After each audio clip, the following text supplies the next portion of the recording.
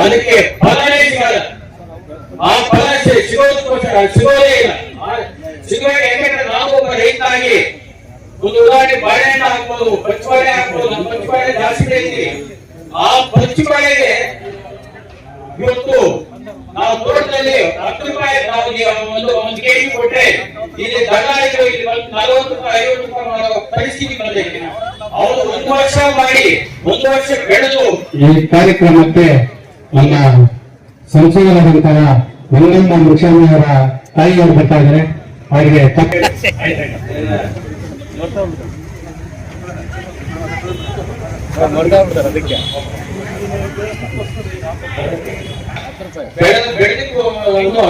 ಬೆಂಬಲ ಬೆಲೆ ನಮಗೆ ರೈತರಿಗೆ ಸಿಗ್ತಾ ಇಲ್ಲ. ಅದೇ ದಲ್ಲಾಳಿಯವರಿಗೆ ಎಷ್ಟೇ ಆಗಲಿ ಅವರಿಗೆ 40 ರೂಪಾಯಿ ಬರ್ತಾರೆ, 50 ರೂಪಾಯಿ 10 ರೂಪಾಯಿ ರೈತರಿಗೆ 10 ರೂಪಾಯಿ ಸಿಗೋದು. ಉದಾಹರಣೆ ಟೊಮಾಟೊ ಅಷ್ಟೇ ಹೇಳ್ತೀನಿ. ಟೊಮಾಟೊ ಅಷ್ಟೇ. ಟೊಮಾಟೊ ಬೆಳೆದು ಒಂದು ಬಾಕ್ಸ್ ಒಂದು ಕೊಟ್ಟರೆ 105 ರೂಪಾಯಿ. ಅದನ್ನು ಮಾರಿ 105 ರೂಪಾಯಿ ಅಂದ್ರೆ ಒಂದು ಕೆಜಿಗೆ 10 ರೂಪಾಯಿ ಸಿಗ್ತದೆ ಕೊಡಿ, ಇಲ್ಲ 5 ರೂಪಾಯಿ ಸಿಗ್ತದೆ. ಈ ವ್ಯಾಪಾರಸ್ಥರಿಗೆ ಎಷ್ಟಿದೆ ಗೊತ್ತಾ? 10 ರೂಪಾಯಿ 15 ರೂಪಾಯಿ ಕಮಿಷನ್, 20 ರೂಪಾಯಿ ಕಮಿಷನ್. ಇವತ್ತು ಯಾರು ತೊಂದರೆ ಆಗ್ತಾ ಇರೋದು? ರೈತರು ಅಲ್ಲೇ ಇದ್ದಾರೆ. ರೈತರು ಮೇಲೆ ಕಡೆ ಬರೋದು ಜಾಸ್ತಿ ಅಲ್ಲ. ರೈತರು ಅಲ್ಲೇ ಇದ್ದಾರೆ. ವ್ಯಾಪಾರಸ್ಥರು ದಲ್ಲಾಳಿಗಳು ಮೇಲೆ ಬಂದು ಇವತ್ತು ರೈತರ ಒಂಥರ ಮೂಲೆ ಮುಖ ಮಾಡಿದ್ದೇವೆ. ನಾವು ಅಗ್ರಿಕಲ್ಚರ್ ಅಪ್ಪಿಸಿರ್ಬೋದು, ತೋಟಗಾರಿಕೆ ಮತ್ತೆ ಕೃಷಿ ಇಲಾಖೆ ಅಧಿಕಾರಿಗಳು ಹೇಳ್ತೀನಿ. ಇವ್ರಿಗೆ ಏನ್ ಕೆಲಸ ಆಗಿರೋದು? ಅಟ್ಲೀಸ್ಟ್ ಒಬ್ಬ ರೈತರ ಹೋಗಿ ರೈತರ ಮನೆ ಮಾಡಿ ಹೋಗಿ, ಇಲ್ಲ ಈ ಟೈಮಲ್ಲಿ ಈ ತರ ಬೆಳೆ ಬೆಳೆಯಬೇಕು, ಈ ಟೈಮಲ್ಲಿ ಈ ತರ ಬೆಳೆ ಬೆಳೆಯಬೇಕು ಅಂತ ಅದನ್ನು ಹೇಳೋದು ಇನ್ನೂ ಅಧಿಕಾರಿಗಳಿಲ್ಲ. ಯಾಕಂದ್ರೆ ಇವತ್ತು ಅಧಿಕಾರಿಗಳು ರೈತರೇ ಅಧಿಕಾರಿಗಳು ಹೇಳುವ ಪರಿಸ್ಥಿತಿ ಇದೆ.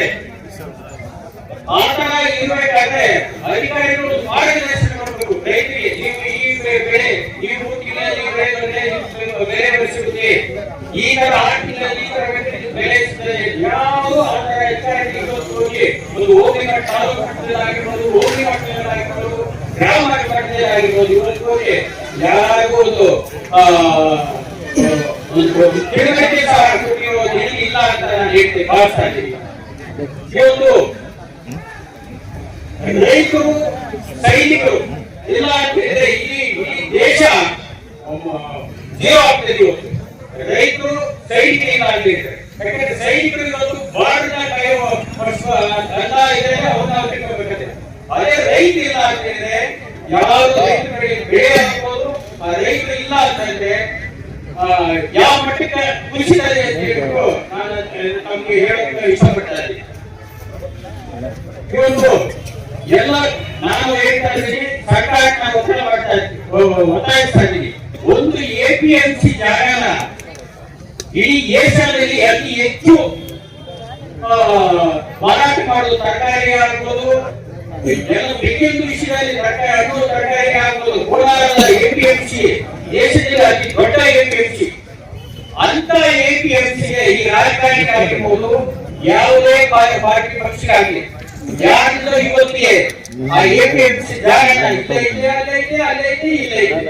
ಇಂಥ ಜಾಗ ಗುರುತಿಸ್ಕೊಡಕ ಅವರಿಗೆ ಆಗೋದೇ ಸರ್ಕಾರದಲ್ಲಿ ಎಷ್ಟೋ ಸರ್ಕಾರ ಬಂದು ಯಾರು ಗ್ಯಾರಂಟಿ ಈ ತರ ರೈತರನ್ನ ಅಷ್ಟು ಕೀಳ್ಮಟ್ಟದಲ್ಲಿ ನೋಡ್ತಾ ಇದ್ದೀರಾ ನೀವು? ಒಂದು ಜಾಗ ಗುರುತಿಸ್ಕೊಡಕ್ಕೆ ಆಗಲ್ವಾ? ಯಾವುದೋ ಒಂದು ಇಂಟರ್ನ್ಯಾಷನಲ್ ಏರ್ಪೋರ್ಟ್ ಬರ್ತಾ ಇದ್ದೀರಿ, 800 ಎಕರೆ ಕೊಡ್ತೀರಿ, 1000 ಎಕರೆ ಕೊಡ್ತೀರಿ, 2000 ಎಕರೆ ಕೊಡ್ತೀರಿ. ರೈತರು ಒಂದು 50 ಎಕರೆ 100 ಎಕರೆ ಕೊಡಕ್ಕೆ ಜಾಗ ಇಲ್ವಾ? ಈಗ ಗೆಲ್ಲಿಸಿ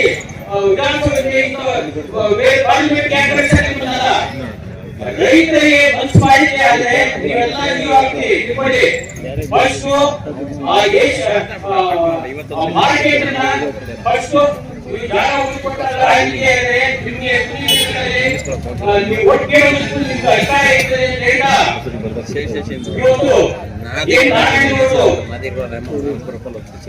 ವಿಶ್ವ ರೈತರ ದಿನಾಚರಣೆಯ ಹಬ್ಬದ ಅವರನ್ನು ಆಚರಣೆ ಮಾಡ್ತಾ ಇದ್ದಾರೆ. ಹಬ್ಬ ಆಚರಣೆ ಮಾಡೋದು ಜೊತೆಗೆ ಈ ತರ ಹೋರಾಟಗಳು ಹಂತ ಹಂತವಾಗಿ ಒಂದೊಂದು ಹಂತ ಹಂತವಾಗಿ ಅಧಿಕಾರಿಗಳೇ ಆಗಿರ್ಬೋದು, ನೀವು ರೈತರ ಪರವಾಗಿ ಇದ್ದಿದ್ದೇ ಆದರೆ ನಿಮ್ಮ ರೈತ ವಿಶ್ವ ದಿನಾಚರಣೆ ಇವತ್ತು ಅದು ಸಾಧ್ಯವಾಗ್ತದೆ ಅಂತ ಹೇಳಿ ನನ್ನ ಈ ಸಮಾರಂಭಕ್ಕೆ ಎರಡು ಮಾತನ್ನು ಅವಕಾಶ ಕೊಟ್ಟರೆ ಎಲ್ಲರಿಗೂ ಹೊಂದಿ ನನ್ನ ಎರಡು ಮಾತನ್ನು ಮುಗಿಸಿದೆ. ಜೈ ಕರ್ನಾಟಕ.